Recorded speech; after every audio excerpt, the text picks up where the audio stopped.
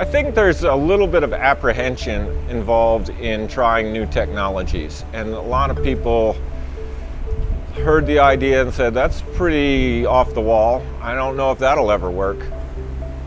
I used to walk across this bridge every day, and I would see the trash coming down the river, and I'd hear the tourists say, ugh, this harbor's disgusting. So I thought about it every day on my way to work, and this is the idea I came up with, and my partner Daniel and I enlisted his help to help put it together and put it in May 8th. So here we are on the Jones Falls in Baltimore's Inner Harbor on a rainy day, standing on the water wheel, and which is behind me here. You can see this is the water wheel.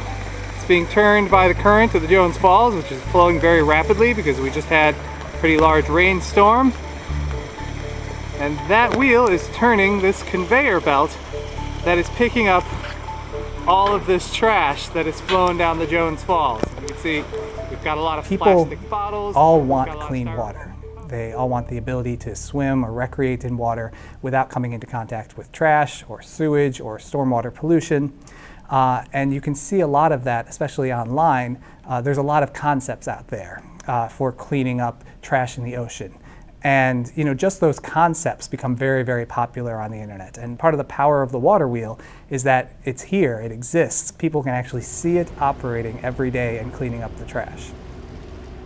John is a huge inspiration to, I think, a lot of people. Here's a guy who solved this problem of just trash in the waterway, something that, thousands of us have been looking at for a very long time. And, he actually had the ability to think about the problem and come up with this brilliant device. As you can see, it moves kind of slowly, but slow and steady in this case is just fine. We've captured over 3 million cigarette butts with the water wheel since we installed it. Second to that, I would say plastic bottles. We've probably captured about 50,000 plastic bottles since we installed it. And then styrofoam, basically anything that floats. It's completely sustainable in that it's powered by hydropower, and when there isn't enough current in the Jones Falls, we have solar panels which provide solar power to pumps that actually pump water onto the water wheel to keep it turning even when there's not enough current. So I'm going to go ahead and turn it on. Make her go. The water's being pumped in 2 stages, from the harbor up into this reservoir, and then from the reservoir up into the wheel. And so that's what's making the wheel go around today, because the river, we've had a dry spell and there's not much flow coming out of the river. Even on these dry days, we still get a fair amount of trash.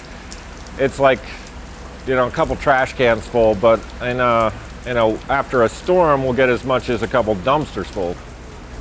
So the power from the wheel, the turning wheel, is transferred to the conveyor and to the rake system through a system of gears, chains, belts, pulleys. So it doesn't really care if there's a big 2,000-pound log on it or just a load of styrofoam. It just keeps on turning. So here we are once again at the back of the water wheel, seeing what kind of trash is coming over the conveyor belt today. I love hearing people talk on their cell phones and just be like, you wouldn't believe what they have here in Baltimore. It's called a water wheel and it's like solar powered. And so hearing that excitement from everyone has just been terrific.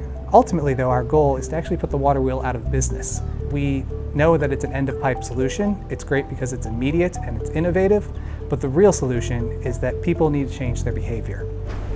We've heard lots and lots of people say, oh, the harbor will never be clean. You can never get all the trash out of the harbor. And I think, we're not taking all the trash out of the harbor, but we've made one big dent, a noticeable dent that's noticed by everybody who uses the harbor, who boats on the harbor, who lives on the harbor, who jogs the promenade. We had one article that said this is the most promising technology for keeping the plastic trash out of the oceans. And, we're hoping just to clean up this harbor right now.